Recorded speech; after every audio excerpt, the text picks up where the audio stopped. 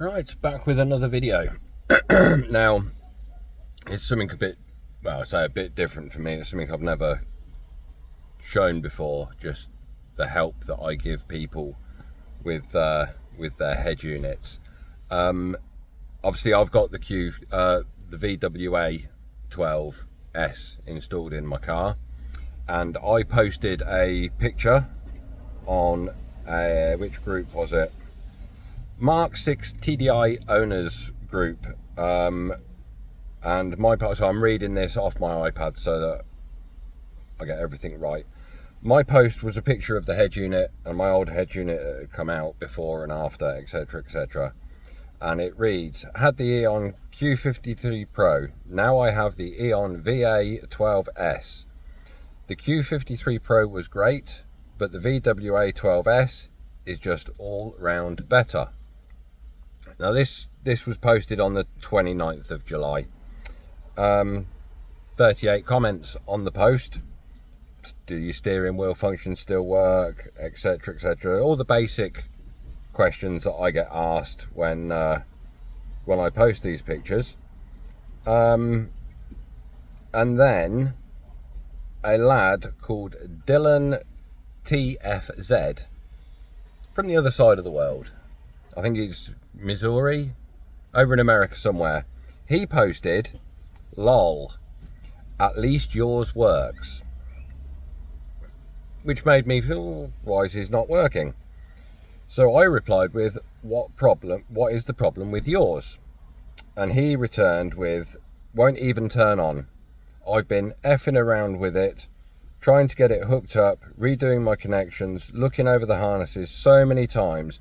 I'm sending my Q53 Pro back and hopefully getting a new one.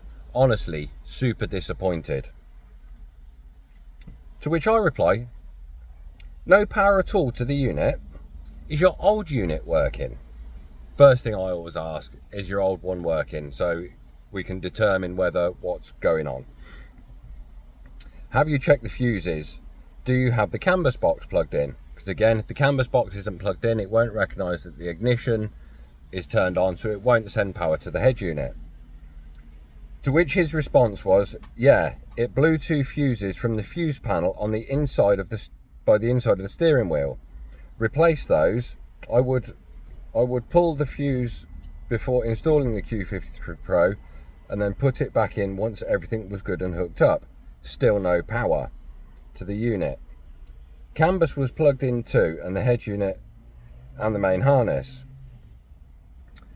I've been talking to someone recently who's got theirs hooked up, and I matched my wiring and shit to how he was doing, and it still had nothing. To which I replied, there shouldn't be any radio fuses next to the steering wheel. Then I realised he's left-hand drive, and they have the fuse box. Some of the fuses that are in the engine bay are under the glove box, under the steering wheel in these cars. It kept blowing fuse. It was a 15 amp fuse all the way to the bottom right. So at this point, well, no, this was before I realised that it was I got out my fuse card. So bottom right would be, in my car, heated seats and windscreen. And I said, get me a picture of your engine bay fuse box, etc. Anyway, we then switched over to messaging each other rather than filling the post with what these problems were. Let me just pause one moment. Right, so anyway, I'm not going to go through reading all these messages that we were back and forth to each other, back and forth. But it's just, I'll show you some examples of the pictures. Just switch you around. So this was the fuse that kept blowing. Obviously in my car, I've got a fuse panel down here. This fuse is under the bonnet in my car. That threw me a little bit. Then I realised that his left-hand drive fuse box layout is different. This is also in a Jetta, not a Golf. Conversation then went on about my car, his car, etc, etc. I asked him to remove the Eonon, show me all the wiring, where everything was plugged in to see what the issue was. At some point, what I was told was that it was a refurbed unit. And I should have gone, it's a refurb unit, nothing to do with me. See, I understand why he brought a refurb unit. These things, they're not, if you're tight on money, then buy a refurb one. It was a refurb one directly from Eon via Amazon. Didn't realise they did refurbed ones. Or did I realise? No, I've never seen them do a refurbed one on their UK site. So, we've got all these pictures. Nothing untoward, nothing looked out of place. A few voice notes back and forward to each other. So yeah, I brought it for £129 off Amazon. Refurbed. Then we keep going. I said, look, the best thing you can do is get in touch with Eon via Facebook through their messenger. That was on the Monday. On the Tuesday afternoon, which would have been morning for him, came back to me with a list of what Eon had suggested try doing. Still wasn't working. Wanted to know what they meant by their email, what different things needed to do, because sometimes it's a bit confusing with their English to give them the diagnosis that they actually want. So I went through all that with him. Update. This was on the Wednesday. Tore into it today again. Tried the methods and still nothing. Really, over a bit of a letdown from the Eon team. Haven't got back to me with another email, and as far as I'm aware, they still haven't got back to him with another email. I found out that it's actually blowing my radio fuse again. Sent me a couple of videos, and I sat back at this point and was like, well, why is it blowing the car fuse, not the radio fuse? If it was an issue, I'll just spin you round. It's an old unit. So if it was an issue within here, it would be blowing the fuse down here. But it's not. So after this connection, it's all to do with the car electrics. And I was a bit stumped on it all. And I said, well, thinking about it, so, well, what can cause that fuse to blow? It's got to be something past here into the harness that's sending the electricity the wrong way, blowing the fuse. So we went through this. So you got your live, your ground, your CAN bus wires. The bottom ones are all speakers. On this side of the harness, you have two lives here.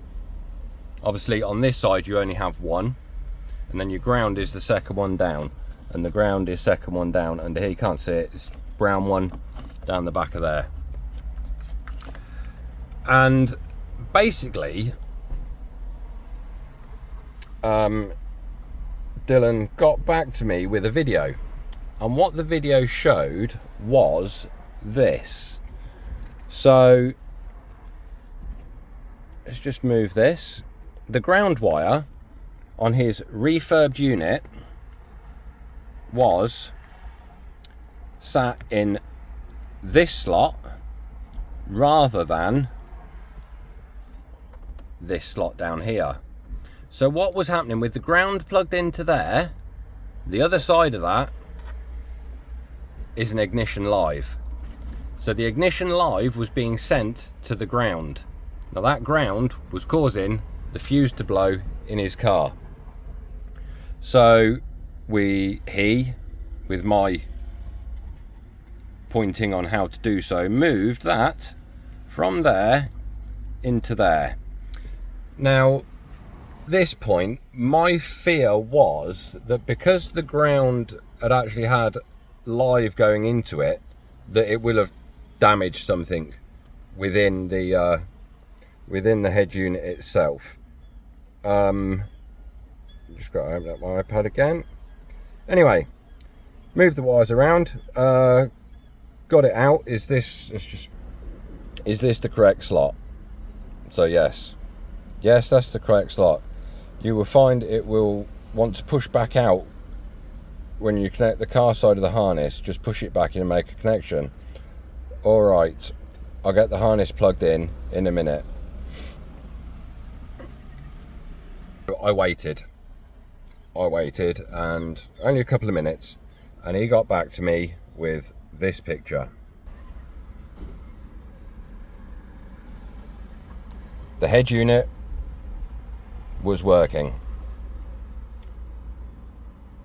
Results, oh my god, I'm so happy. And a few other messages went on. So what's the moral of this story? I don't really know. One, I wouldn't ever buy a refurbed unit. Two, I helped him out. It's all sorted, it's working. But how did Eon even plug that wire into the wrong port for the ground?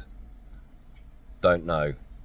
But this is the lengths that I will go to help people to get something sorted and working as it should.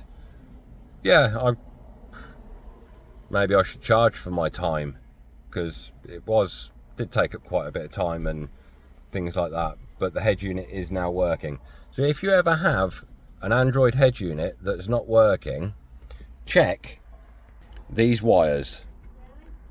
That the power ignition is that one, and the ground is the one at the back.